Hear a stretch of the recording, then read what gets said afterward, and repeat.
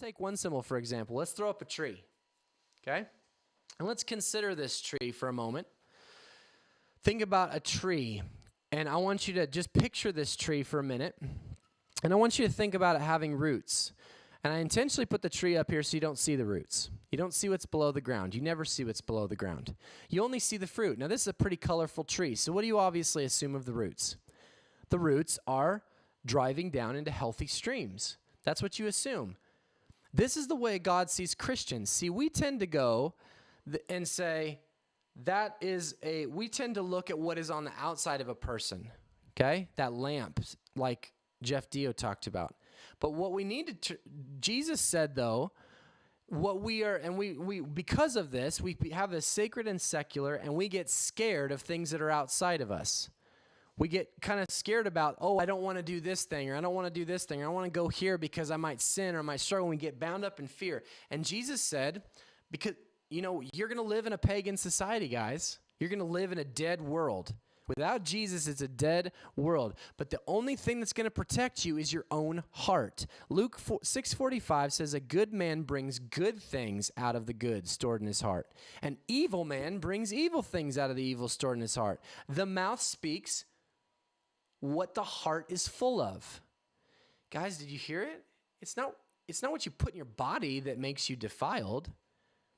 Okay, you could say, I'm overeating, or I'm watching porn, or I'm listening to something, or I'm touching something I shouldn't touch, I'm stealing, or I'm coveting. You can say all those things, and the trick with this secular thing is to say, that's not godly. I'm gonna shun that. No, the problem's with you. Jesus said the problem is in your heart. If that thing in your hand, that thing in your eye, that if you're choosing things with the senses, I think 5 senses become barometers for where our heart is. We can't see our heart, but we can see our senses. And we can see what we value by what we lay hands to, what we lay eyes to, what we lay taste to, what we lay nose to, what we lay ears to. This is why we've done worship. This is why we bring in a dietitian like Laura to talk about taking care of our body. Why? Because you eat junk that's killing you. Why? And you know it's killing you. We all know. And I love Josh Blake. He's going to come up in a few days. He's got a song that says, I love what's killing me, but I still don't want to die. I love that line. We still don't want to die, but we know, we've been told. Why?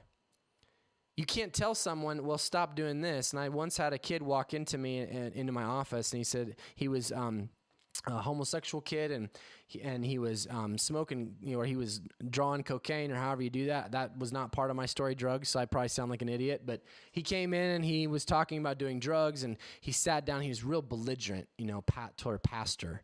And he said, I bet you're going to tell me to, be straight and marry women and do cocaine and all this stuff. And I said, no, or not do cocaine, okay?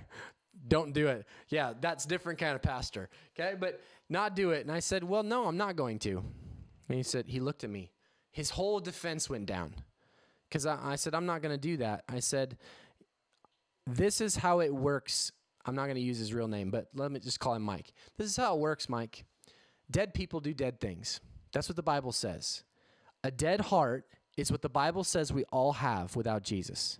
And it does dead things. It naturally goes after things that kill us. But the Bible says a living heart chooses living things and things that will bring life to us. And the Bible says the only way to come alive is for Jesus to change your heart.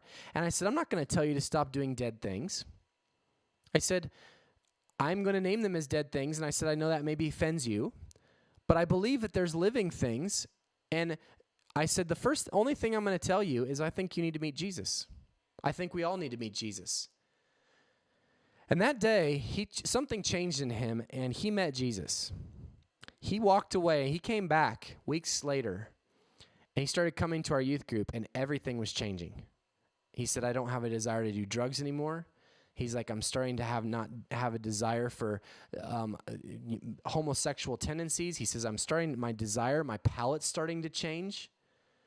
I said, it's interesting. When you start eating vegetables, you actually start craving vegetables. When you start eating off the life of the Spirit living inside you, the first thing the Spirit does is kick out all the junk and say, I'm going to give you the real stuff, the living stuff, not the perverted, twisted stuff. I'm going to start filling the creation and teaching you how to use it all to my glory.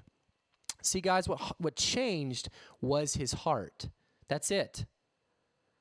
In our day and age, we have a government that wants to control us. They want to govern us by controlling everything. That's not the way you affect change. The way you affect change is by the gospel. The gospel changes a person's heart.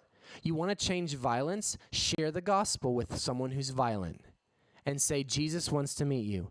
Because as soon as Jesus moves in, he has the power to kick out all that hatred. You don't. Kick out all that anger. Someone without Jesus wants to do what they're doing.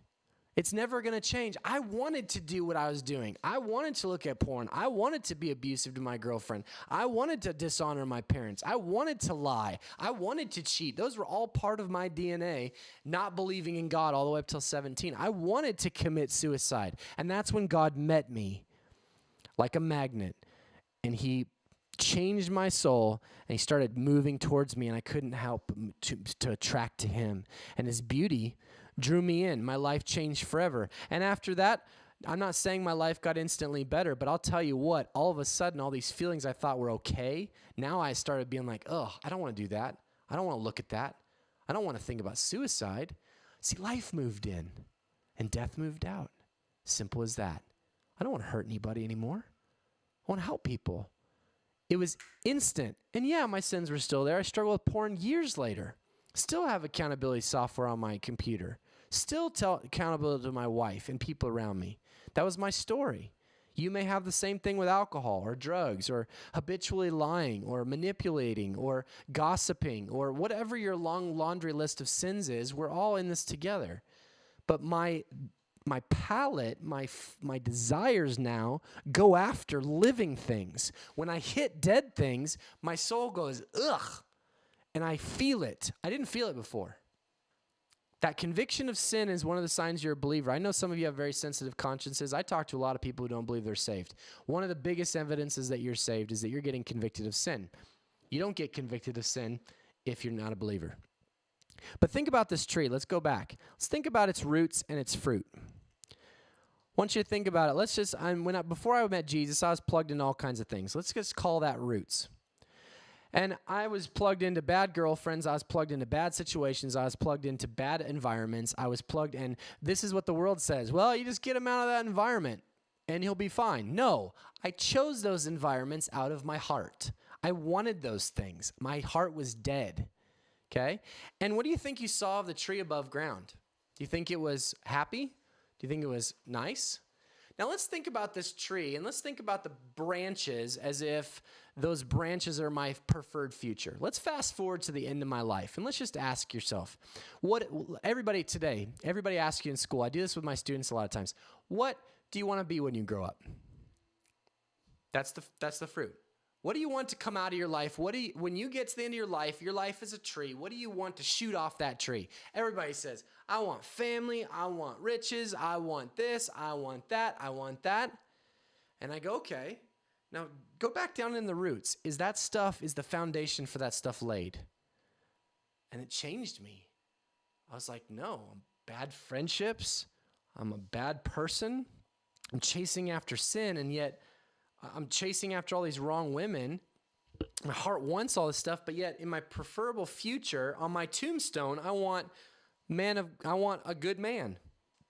Children love him. I grew up in kind of a broken family, and so I wanted to be known as a good dad. I want to be known as a good father. I wanted my kids to, have a great home. I wanted that to be what we defined ourselves by. Okay? And so, but yet none of my roots lined up. And see, sometimes we're coming at the fruit, guys. We're saying, well, this person's really angry, or they're belligerent, or they're just ruining their life. And we're identifying the symptom. It's like a doctor that comes in and says, oh, you got the flu? Okay, well, a symptom, your nose is, running everywhere. Well, let's just wipe your nose. All right, you're fixed. That's not what a doctor does. That's not a doctor worth his salt. Jesus calls himself the great physician. He's the great healer. He comes in, and what does he do? He gets the root. He goes to the germ, the heart. Because out of that heart, your mouth speaks. Out of that germ comes your symptoms. And I want you to think about what you want to be when you grow up. Think what I just said. I ask this of my kids all the time. I'll say, what do you want to be when you grow up? And everybody says, I want to be a rock star. I want to be an NFL player. I want to be a teacher. I want to be a veterinarian. Did you notice that every single thing I just said was things you do? Vocations. What do you want to be when you grow up? Everyone will tell you what they want to do. That is where this Christian heart has become so separated. We now think we are what we do. That is huge. Huge realization, changed my life. We're human beings. We're not human doings. And if we're going to live in light of what we want written on our tombstone, if we're going to start our life and fast forward to what we want to be, if we want to be surrounded, think about the things you really want when you die. Every movie you ever watch, do they want their accolades? Do they want their Grammys? Do they want their novel awards? Do they want their, whatever, their, what do you call it, the Smart People Award? Do they want their Pulitzer Prize? Do they want all that stuff next to them? No. Most of them, if they chased after those things at their deathbed, they say, I wish my wife was here. I lost her to that Grammy. I wish that my kids were here. I lost them to the road life. I lost them to overwork. I lost them to drinking too much. I lost them. We all have, and this is why God says the symbol of true spirituality is to turn fathers and daughters back to the hearts of their children. You may be saying, I don't have any children. That doesn't matter because God has children. They're all in his family. The sign that your heart is turning towards the Lord is your heart is turning towards God's kids. The more you turn towards God's kids, the more becoming like Jesus you are. The more you care for God's church, the greater legacy you're going to start to leave. Because now at the end of your life, all the things you wanted to accomplish are there. You wanted significance, that's who is significant. And we do things that are opposite of what we want to end up with. And when I ask about what do you want to be when you grow up, everyone will give me I want to be a veterinarian. I want to win a Grammy. I want to win the Super Bowl. They're all things, accomplishments. I'm not saying that's bad. But let me just give you a little scenario, okay? I'm going to pretend like I'm somebody. I'm just going to act a character, okay? My name is Bill.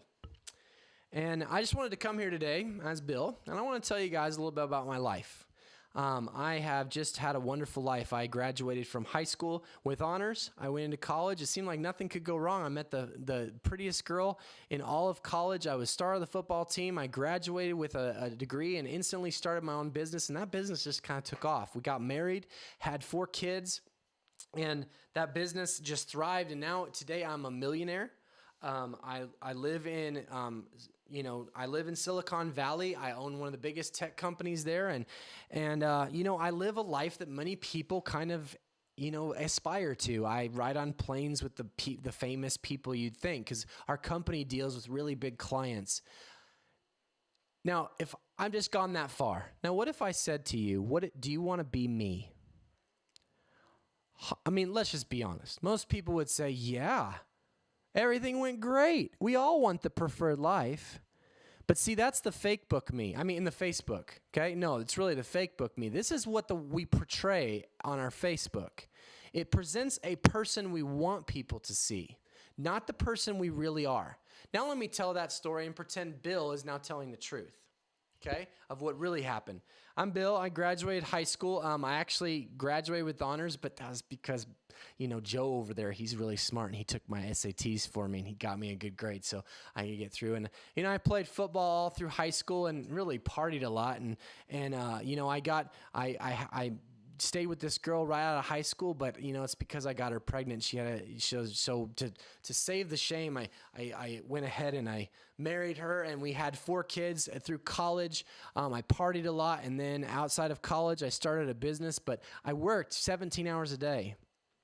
And the 4 kids that I mentioned was, one of them is, yes, that woman that I was married to. We are now divorced because I had an affair with my secretary.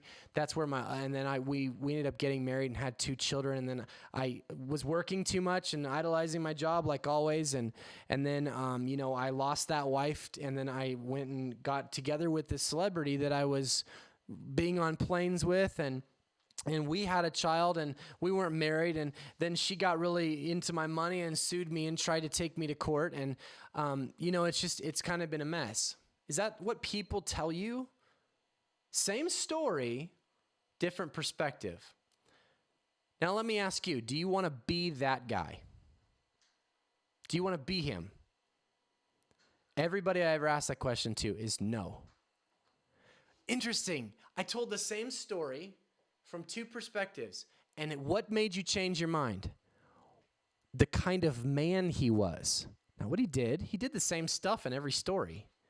Before, you were thinking, I want to be this guy because he's done a lot of stuff. But now I tell you what kind of guy he actually was, and you don't want to be him. We are suffering with this in our culture. We've separated being from doing.